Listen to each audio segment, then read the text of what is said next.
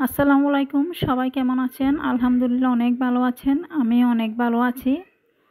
আজকে আমি আপনাদের জন্য নিয়ে আসলাম আলু আর একটি মাত্র ডিম দিয়ে অসাধারণ নাস্তার রেসিপি। তো বিকেলের টাইমে এভাবে নাস্তা বানিয়ে খেয়ে নেবেন।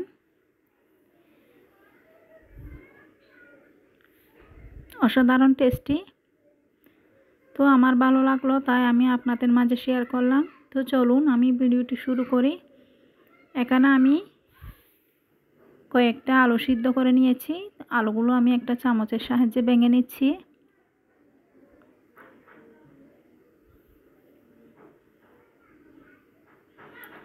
আলুগুলো আমি ভালো করে ম্যাশ করে নিব।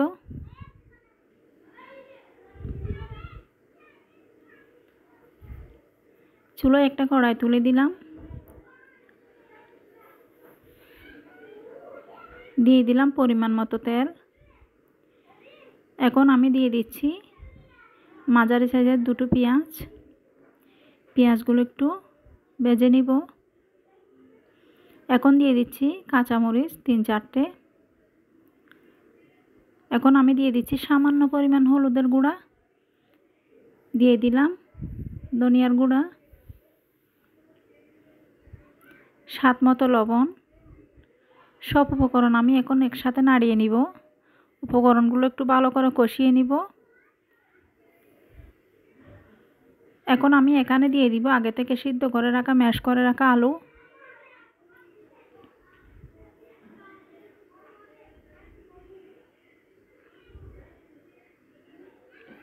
আলুগুলো দিয়ে আমি মশলার সাথে মিশিয়ে নিব। দিয়ে দিলাম এখন ধনিয়া পাতা। আমি বিলাতি ধনিয়ার পাতা দিয়ে দিলাম। হাতের কাছে যা আছে তাই দিলাম। ধনিয়ার পাতা কিন্তু অবশ্যই দিতে হবে, তো ফ্লেভারটা একটু ভালো আসে। এখন আমি আলু আর সব উপকরণ মিশিয়ে নিচ্ছি।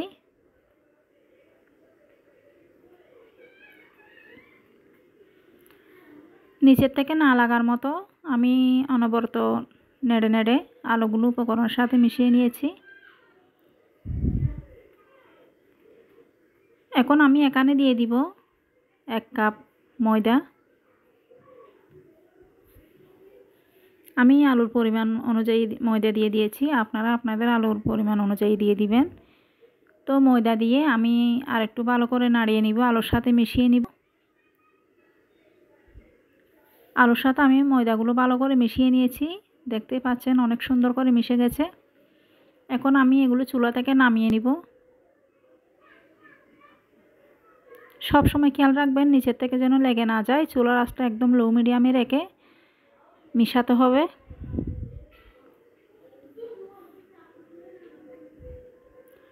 এখন আমি একটা স্টিলের থালের মধ্যে ঢেলে নিচ্ছি। তো এগুলো ঠান্ডা হতে হবে। আমি এদিকে নিয়ে নিচ্ছি ধনিয়ার পাতা, কাঁচামরিচ 5-6টা, একটার মাত্র ডিম। ডিমটা আমি কাটার করে নিব। আপনারা চাইলে মাঝারি সাইজের করে কেটে নিতে পারবেন, আমি কাটার করে নিচ্ছি। তো এভাবে আলু আর ময়দা দিয়ে একটি মাত্র ডিম দিয়ে ঝটপট বানিয়ে বিকেলের টাইমে খেয়ে ফেলবেন। অনেক স্বাদের, অনেক সুস্বাদু, বাচ্চারা অনেক খুশি হবে। আমি ডিমটা কাটার করে নিয়ে নিয়েছি। এদিকে ময়দাটাও ততক্ষণে ঠান্ডা হয়ে আসছে। তো আমি ডোটা হাত দিয়ে একটু দলা পাকিয়ে নিচ্ছি, ভালো করে মতে নিব। তো সময় নিয়ে মতে নিতে হবে।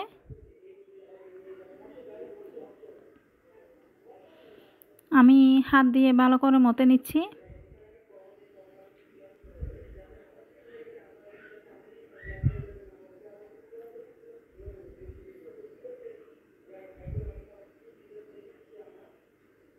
আমি অনেকক্ষণ সময় নিয়ে মতে নিয়েছি। এখন আমি ছোটো সাইজের করে গোলাকারে আমি দলা পাকিয়ে নিব একটা একটা।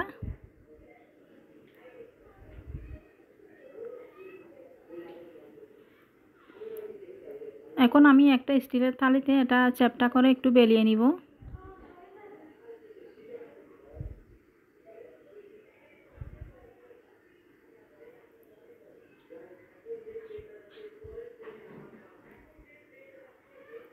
তো বেলুন দিয়ে আমি এভাবে বেলিয়ে নিয়েছি, আপনারা চাইলে হাত দিয়েও বেলিয়ে নিতে পারবেন। এখানে আমি এখন দিয়ে দিচ্ছি কেটে রাখা ধনিয়ার পাতা, কাঁচামরিচ, ডিম।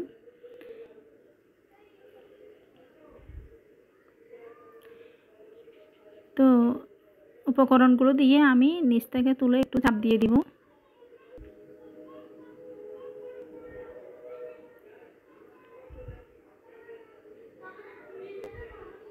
দেখতে পাচ্ছেন আমি রেডি করতেছি। তো যদি বুঝতে না পারেন অবশ্যই কমেন্টে জানাবেন। আমি এভাবেই নিচের থেকে উল্টিয়ে দিয়ে একটু করে ছাপ দিয়ে দিচ্ছি যেন। এখন আমি চুলার পর্যায়ে চলে আসলাম, দিয়ে দিলাম পরিমাণ মতো তেল। আর এদিকে আমি একটা ছুরি দিয়ে এটাকে পাতলা সাইজ করে কেটে নিচ্ছি।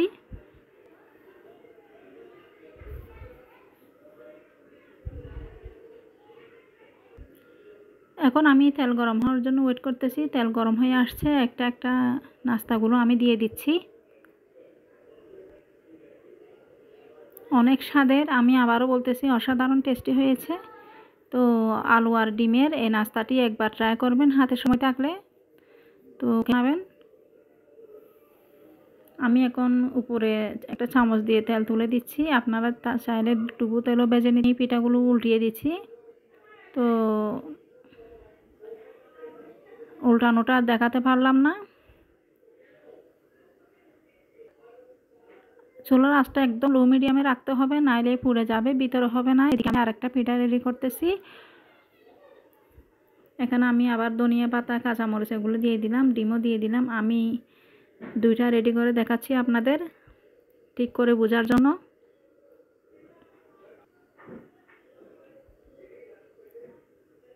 আমার চ্যানেলে যারা একদম নতুন অবশ্যই আমার চ্যানেলটি সাবস্ক্রাইব রিকোয়েস্ট।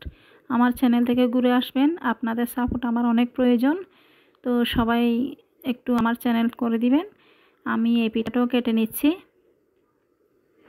তো কথার মধ্যে কোনো ভুল হলে ক্ষমা দৃষ্টিতে দেখবেন। এখন আমি বাকি পিঠাগুলো এগুলো তুলে নিব, একটা একটা করে প্লেটে তুলে নিচ্ছি। ভাজা আমার শেষ।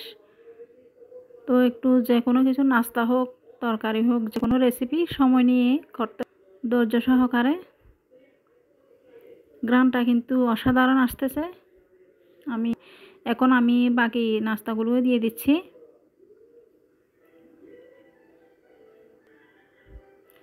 তো এগুলো আমার ভাজা শেষ, আমি এগুলো তুলে নিব।